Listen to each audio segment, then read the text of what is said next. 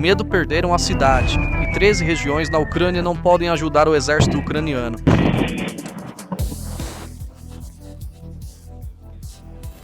De acordo com a United 24 Media, enquanto o Kremlin lançava bombas massivas em Donetsk, a ameaça de mísseis assimilada era a nuvem de 27 de fevereiro em diferentes regiões russas, estendendo-se das fronteiras de Moscou até as montanhas. Pela primeira vez desde 2020, pânico e medo se instalaram quando as sirenes soaram, voos foram suspensos em aeroportos de muitas regiões, prendendo milhões de cidadãos russos no caos nas ruas e no som incessante das sirenes para entender melhor o grande caos que mergulhou 13 regiões da Rússia em medo e pânico. Devemos primeiro olhar brevemente para as atrocidades russas que desencadearam o grande ataque retaliatório da Ucrânia. A doutrina de guerra da Rússia é baseada inteiramente na crueldade e destruição primitiva. Assim como drones sobrevoavam Moscou, uma verdadeira catástrofe que lembrava um filme de terror de Hollywood estava se desenrolando na cidade ucraniana de Kosta Antiqa. A Rússia lançou munições de fósforo branco proibidas, incinerando todos os seres vivos na cidade e imediatamente a reduziu a escombros com uma enorme bomba planadora Fab-100 pela primeira vez. Esta não era uma imagem gerada por inteligência artificial, mas uma evidência concreta e brutal da selvageria militar russa contra alvos civis. No entanto, a narrativa de invencibilidade que o Kremlin tentou criar com essas bombas de 1,5 toneladas estava sendo simultaneamente destruída no coração de seu próprio território. Enquanto Moscou estava paralisada, a força desproporcional exibida nas linhas de frente era, na verdade, uma tática de desvio estratégico destinada a mascarar a vulnerabilidade na frente doméstica na noite de 26 de fevereiro. Pelo menos 27 veículos aéreos não tripulados em direção à região de Moscou transformaram o céu sobre a capital em um campo de batalha. Explosões massivas ecoando pelas regiões de Bukowski e Kaluga provaram que a guerra agora havia se movido além das cidades fronteiriças e estava diretamente mirando nas propriedades dos oligarcas. No dia seguinte, a situação se tornou ainda mais grave. 13 principais regiões administrativas, a força vital do país, estendendo-se de Tatarstan a Perm e de Rostov a Sverdlovsk, foi simultaneamente paralisada enquanto civis corriam para abrigos, testemunhando impotentes armas mortais mudando de curso no céu. Munições explodindo em Bélgia, no distrito de Rodzgardt, e instalações industriais em Kursk envolveram cidades em incêndios secundários. O enorme guarda-chuva de defesa aérea da Rússia foi completamente incapaz de proteger seus próprios cidadãos. As bombas Fabian 500 lançadas sobre Konstantinuk serviram como uma cortina de fumaça para encobrir essa impotência, e o colapso maciço dentro do custo terrestre da guerra no céu atingiu proporções enormes que o Kremlin não podia esconder. Os ataques de mísseis de longo alcance na última semana desencadearam um profundo alarme estratégico dentro da liderança militar russa. O preço desse alarme foi pago diretamente pela economia civil russa e pelo setor de aviação. Não foram apenas as sirenes de alerta que soaram. Aeroportos em gigantes industriais e de transportes como Orenburg, Kazan, Ulyanovsk, Saratov e Penza foram fechados para operações. As escolas foram fechadas. Pânico e medo reinaram. A suspensão de voos poderia criar um efeito dominó nas cadeias de suprimento, levando a um enorme bloqueio logístico. As redes de transporte público foram interrompidas. A paralisia do espaço aéreo resultou em dezenas de milhares de passageiros presos em terminais, enquanto a enorme rede logística doméstica da Rússia foi interrompida. Isso não foi uma série de atrasos de voo comuns. Este evento representou o colapso da autoridade estatal e o auge do sufocamento psicológico aos olhos de milhões de cidadãos russos que foram levados a acreditar que a operação militar estava prosseguindo conforme o planejado. A população civil em Moscou e seus arredores testemunhou em primeira mão o rompimento da ilusão de segurança. A paralisia da infraestrutura civil levou ao cancelamento de turnos em fábricas, interrupções no fornecimento de combustível e uma desaceleração nas redes de distribuição de alimentos. As pessoas começaram a formar longas filas nos postos de gasolina e a correr para sacar dinheiro dos caixas eletrônicos. A segurança e estabilidade que o regime havia prometido ao seu povo desapareceram à medida que a confiança do público na mídia estatal foi abalada. Uma atmosfera intensa de caos provocada pela incerteza começou a dominar as ruas. Este impasse no setor de aviação também paralisou os serviços de manutenção e reparo de aeronaves. As companhias aéreas russas, já sofrendo com a escassez de peças de reposição devido às sanções, não conseguiram gerenciar efetivamente suas frotas quando as operações pararam de repente. A guerra havia entrado na rotina diária, nas ruas e diretamente nas cozinhas dos cidadãos russos comuns. A frente doméstica da Rússia está cedendo sob a onda. Começou a rachar por dentro, dia após dia. O sinal de alerta para aquela grande onda de choque que desencadeou pânico civil foi disparado no dia 21 de fevereiro. Naquela noite, irrompeu ao pé dos Montes Urais, 1.400 quilômetros dentro da fronteira ucraniana. As forças de defesa ucranianas apagaram do mapa a enorme fábrica de máquinas de Votokinsk em Aderntia, o coração da produção de mísseis nucleares da Rússia.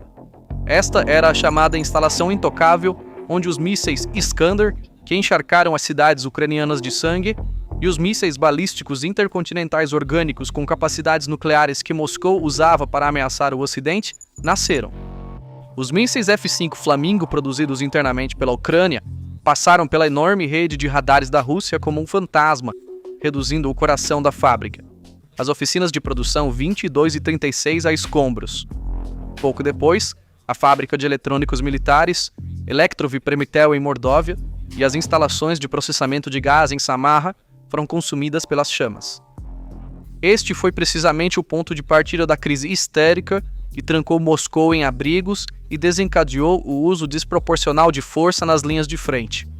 Neste ponto, é crucial enfatizar um fato muito importante, porque o ataque a Votokinsk, o cerco de Moscou com o Avés e a paralisia simultânea de 13 regiões não são incidentes isolados.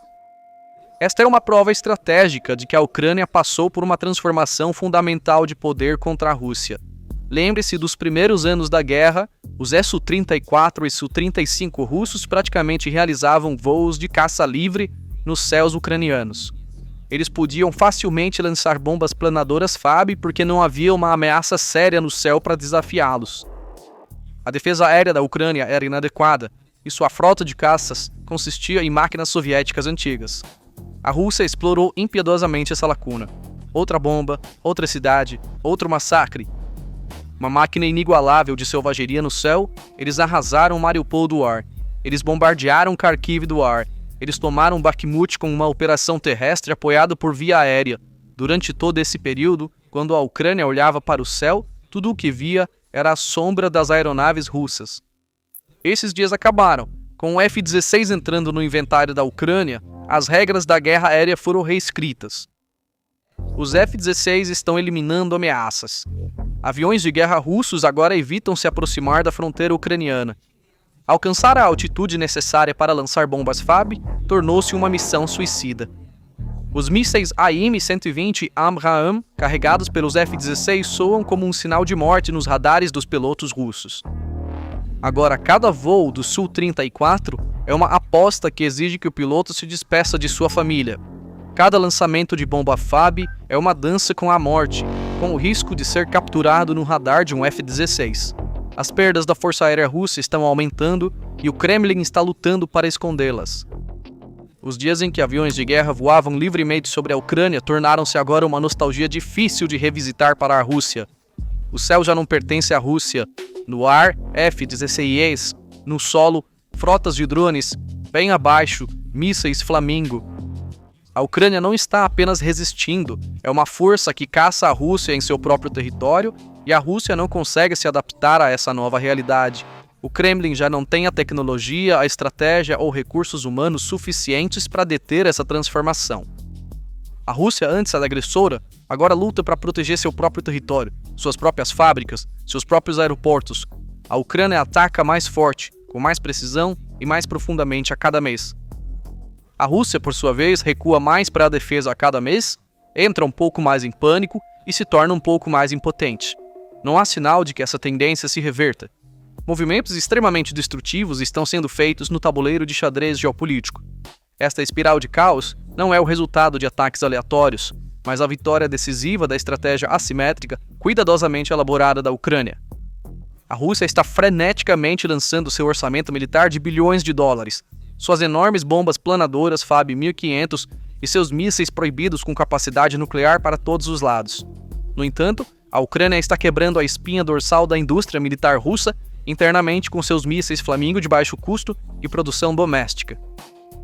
A assimetria tecnológica é claramente evidente aqui.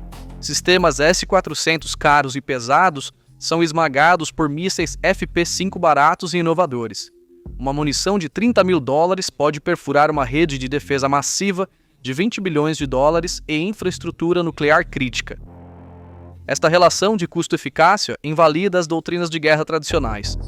A paralisia logística não está mais confinada a pontes ou trilhos de trem nas linhas de frente.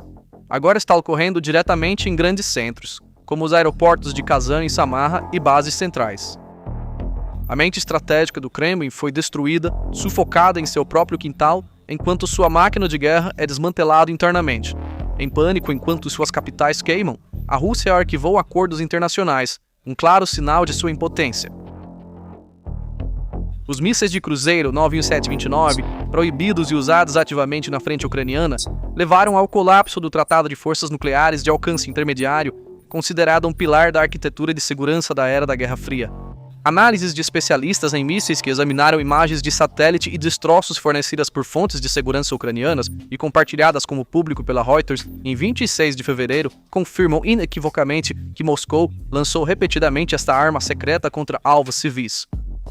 As conexões típicas de cabos e as estruturas dos fragmentos de destroços que caíram em áreas civis na região de Khmelnytskyi e perto de Lviv excederam o limite do acordo de 500 km. Foi comprovado que os sistemas 96729 têm um alcance operacional entre 1.200 e 2.350 km. O disparo dessas armas capazes de voar mais de 1.200 km com ogivas convencionais em civis não é um sinal de grande poder. Esta situação é uma ilustração perfeita do gasto imprudente de Moscou de suas munições estratégicas restantes, enquanto as linhas de produção em Votkinsk estão em chamas e os céus estão cheios de drones ucranianos. O uso desperdiçado desses ativos valiosos, que deveriam ser reservados para dissuasão nuclear em alvos táticos, é uma tentativa de encobrir perdas irreparáveis na capacidade de produção. Os passos radicais tomados em pânico por generais de alto escalão e tomadores de decisão ao verem o sistema colapsar estão criando um efeito de estrangulamento internamente. Do fronte diplomático, o Kremlin, buscando pressionar as negociações de paz em andamento entre os embaixadores dos Estados Unidos e da Ucrânia em Genebra, lançou as jogadas de chantagem do xadrez geopolítico. Na véspera das negociações, um ataque de saturação envolvendo 420 veículos aéreos não tripulados e 39 mísseis balísticos e de cruzeiro, incluindo sistemas Iskander-M, teve como alvo direto a infraestrutura civil de energia e logística.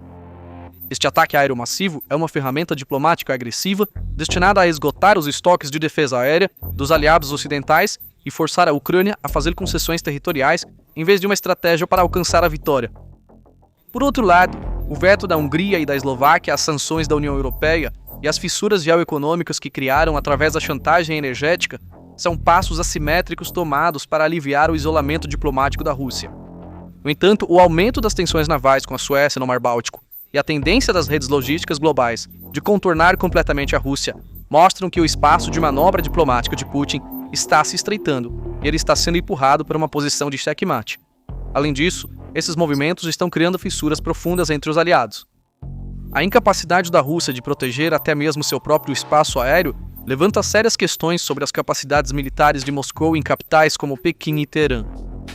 Os países que se mantinham ao redor com a promessa de um guarda-chuva de segurança estão recalculando os riscos de depender de um império onde as luzes estão se apagando e as fábricas estão queimando.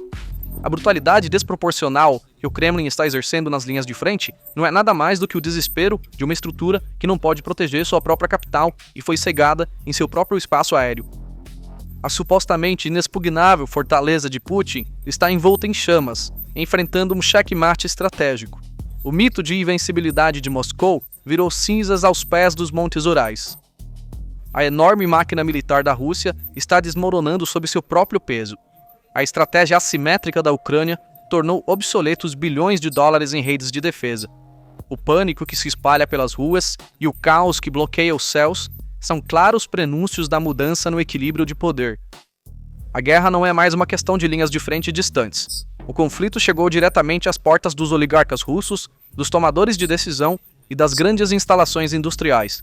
Uma estrutura apodrecendo por dentro com linhas de suprimento cortadas não pode se sustentar, não importa quantas bombas grandes sejam lançadas externamente. a administração do Kremlin está pagando um preço alto pelo fogo que iniciou. Esta crise está sendo registrada como evidência concreta do colapso das reivindicações geopolíticas e militares da Rússia. Então, quais são seus pensamentos sobre este assunto? Compartilhe seus pensamentos nos comentários. Não se esqueça de se inscrever no canal e ativar as notificações para ficar informado sobre as novas análises da PPR Global. Obrigado por nos escolher.